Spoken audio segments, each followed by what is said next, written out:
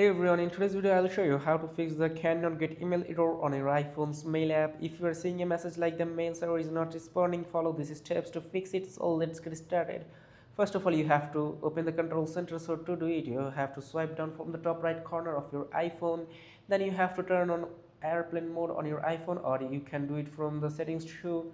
Just go to settings, and at the top you can see the airplane mode. You just have to turn it on and then wait for a few seconds and then turn it off, because it refreshes the network of your phone. Also, you can check mail app on your iPhone settings. So go to settings, and then you have to search for mail from here, or you can just search for mail manually. Tap onto mail, and here you can see this option, and then you have to tap onto accounts of your mail.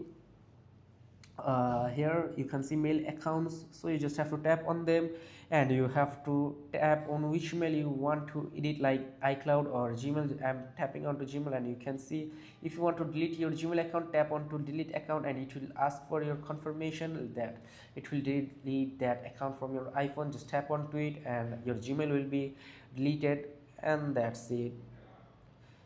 You can adjust advanced settings also in your mail. Inside your email account settings, you can tap advanced from here.